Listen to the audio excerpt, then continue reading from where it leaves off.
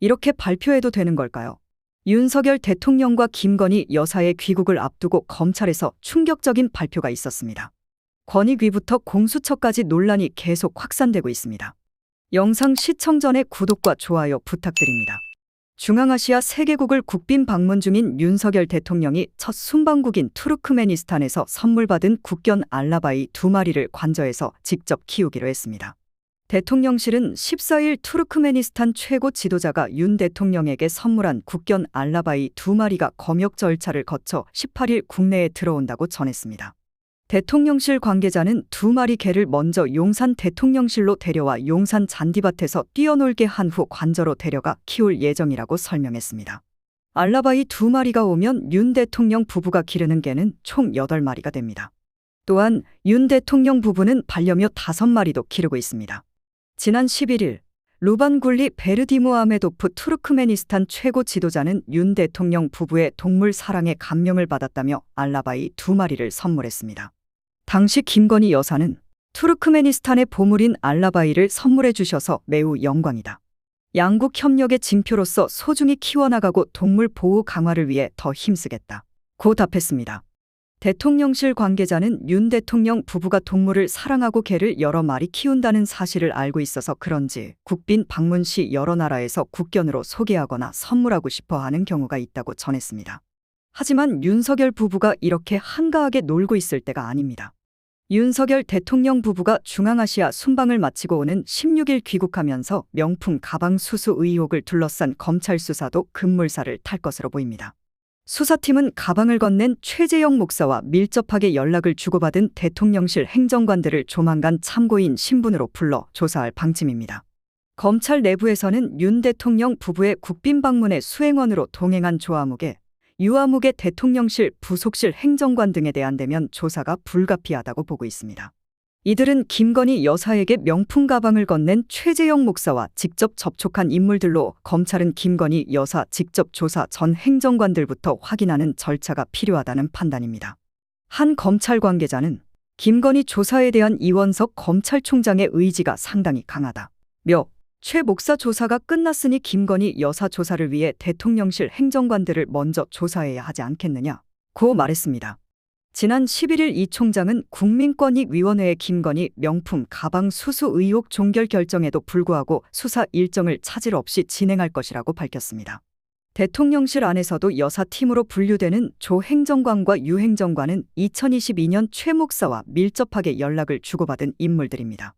특히 조 행정관은 최 목사가 김건희 여사에게 김창준 전 미국 연방하원 의원의 국정자문위원 임명 등을 부탁하자 최 목사에게 직접 연락한 주요 관계자입니다. 조 행정관은 최 목사에게 김창준 의원님 건으로 서초동에서 연락을 받았다면서 국가보훈처 사무관에 연락처를 보내기도 했습니다. 코바나 컨텐츠 출신인 유 행정관은 2022년 9월 김건희 여사와 최 목사의 만남 일정을 조율했습니다. 김건희 여사와 최 목사의 접견에 동석한 정화목 행정관 또한 조사 대상입니다. 이 총장의 임기는 오는 9월 16일에 만료되며 후임자 인선 과정이 시작되면 실질적으로 수사 지휘가 어려워지므로 김건희 여사를 조사할 수 있는 물리적 시간이 많지 않다는 게 검찰 내부의 시각입니다. 한편 법조계에서는 김건희 여사 조사 방식을 두고 비공개 소환 가능성이 거론되고 있습니다. 현직 대통령 배우자인 김건희 여사의 경우 문제 등이 있기 때문입니다. 결국 끝까지 이런저런 이유로 포토라인에는 절대 세우지 않겠다는 것이죠. 검찰뿐만 아니라 공수처에서도 논란이 이어지고 있습니다. 오동훈 공수처장은 14일 명품 가방 수수 의혹으로 공수처에 고발된 김건희 여사에 대해 필요하다면 소환할 수 있다고 밝혔습니다. 또한 공수처는 해병대원 순직 사건 수사 외압 의혹을 수사하는 과정에서 외부 압력은 없었다고 논란을 일축했습니다. 처장은 이날 국회 법제사법위원회 전체 회의에서 김건희 여사 소환 가능성을 묻는 박균택 더불어민주당 의원의 질문에 수사의 단서가 포착되고 소환의 필요성이 있으면 소환할 수 있다 고 답했습니다. 처장은 국민권익위원회에서 김건희 여사의 명품 가방 수수 의혹에 위반 사항이 없다고 결론 내린 것에 대해서는 타기관의 처분에 대해 즉답하기 어렵다며 말을 아꼈습니다. 앞서 민생경제연구소와 사법정의 바로 세우기 시민행동은 각각 지난해 12월과 지난 3월 윤석열 대통령과 김건희 여사 등을 뇌물수수 및 청탁금지법 위반 혐의로 공수처에 고발했습니다. 오 처장은 김용민 민주당 의원이 순직 해병 사건 수사에 대해 외압이 들어온다면 어떻게 할 것인가라는 질문에 외압을 막는 방파제 역할을 할 것이고 지금도 그렇게 하고 있다 고 답했습니다. 박은정 조국혁신당 의원은 처장에게 윤석열 대통령이 지난 8월 2일 개인 휴대전화로 이종섭 전 장관과 통화한 다음 날 고석 전 국민의힘 용인병 국회의원 후보가 이 전 장관과 통화했다며 비선 개입 가능성을 물었습니다. 처장은 사건 관련자 통화 기록 확보가 굉장히 중요하다고 강조하며 수사팀이 원칙적으로 성실하게 수사하고 있다고 답했습니다.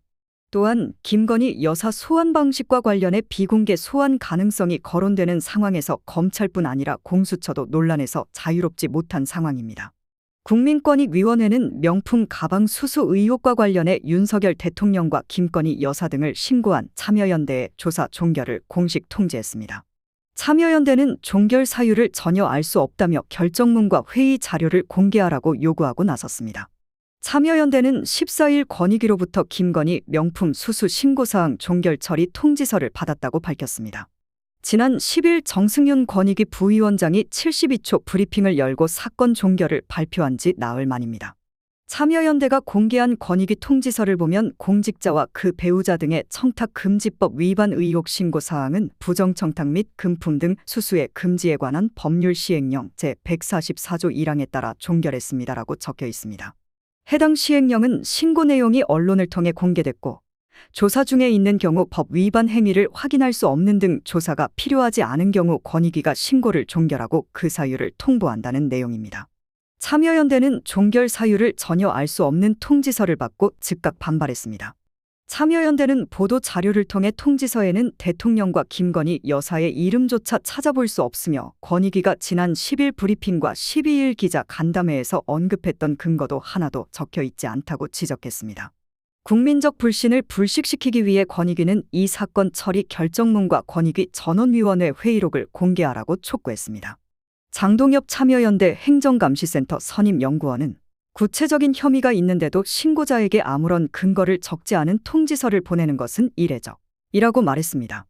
참여연 대는 김건희 여사가 지난해 6월 재미동포 통일운동가 최재형 목사로부터 180만 원 상당의 명품 향수와 화장품을 같은 해 9월 300만 원 상당의 크리스찬 디올 가방을 받았다는 언론 보도와 관련해 지난해 12월 윤 대통령 부부와 최 목사를 청탁금지법 및 공무원 행동강령 위반 등으로 권익위에 신고했습니다. 권익위는 지난 10일 처리 기한 91일을 훌쩍 넘긴 116일 만에 종결 처리하며 공직자 배우자는 제재 규정이 없다. 대통령의 직무 관련성 여부를 논의했으나 종결했다. 는 내용의 설명만 내놓아 논란이 됐습니다. 앞으로도 3년이나 윤석열의 만행을 지켜봐야 하는 겁니까? 국민들이 나서야 바꿀 수 있습니다. 오늘 내용은 여기까지입니다. 유익하셨다면 구독과 좋아요 한 번씩 부탁드립니다.